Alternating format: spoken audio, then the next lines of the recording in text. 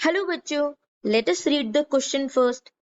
Cockroach, option A, is uricotelic, option B is ureotelic, option C is ammonotelic, or option D performs dual excretion. So इस particular question में हम जो concept use करेंगे that will be the types of organism on the basis of nitrogenous waste.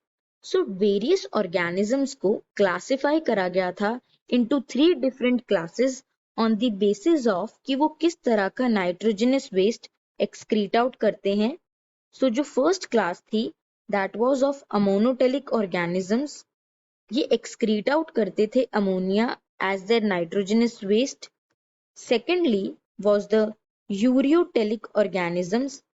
ये excrete out करते थे urea. And जो third class थी that was of uricotelic organisms which excreted out uric acid as their nitrogenous waste. Now let us look at the features of uricotelic organisms specifically. तो जैसा कि अभी हमने देखा जो यूरिकोटेलिक ऑर्गेनिजम्स होते हैं इनका जो नाइट्रोजनस वेस्ट होता है that is the uric acid. So basically जो यूरिक एसिड होता है it is one of the least toxic compound. क्योंकि अगर हम कंपेयर करें ammonia, urea and uric acid को अमंग दीज 3 नाइट्रोजनस वेस्ट, जो यूरिक एसिड होता है it is the least toxic nitrogenous waste, whereas जो अमोनिया होता है it is the highly toxic nitrogenous waste.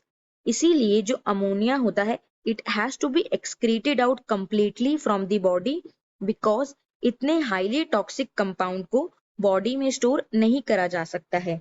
More over जो uric acid होता है it is least soluble in body, whereas जो ammonia होता है it is readily soluble because जो अमोनिया होता है ये डिफ्यूज हो जाता है from the body surfaces itself because ये हाईली सॉल्युबल कंपाउंड होता है unlike uric acid.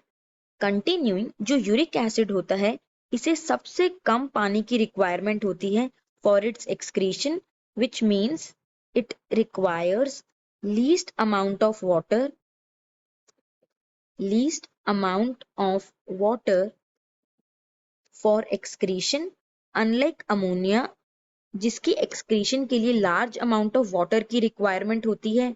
Similarly, urea also requires water for its excretion, whereas जो uric acid होता है it requires the least amount of water for excretion. इसीलिए जो uricotelic organisms होते हैं इनका जो एक्सक्रीटा होता है that is in the form of a paste और pellet जो हेल्प करता है यूरिकोटेलिक ऑर्गेनिजम्स को to conserve water and maintain their light weight. Lastly, वो various organisms which are referred as uricotelic organism means जो excrete out करते हैं uric acid as their nitrogenous waste are respectively birds, reptiles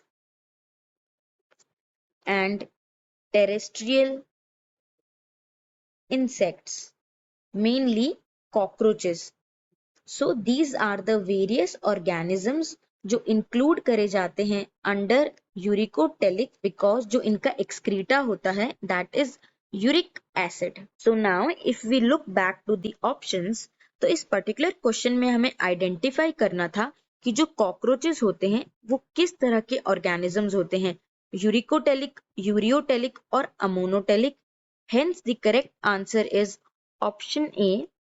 because जो cockroaches होते हैं they are considered as uricotelic organisms because particularly जो cockroaches होते हैं they have uric acid as their nitrogenous waste. So I hope you must have understood it well. All the best.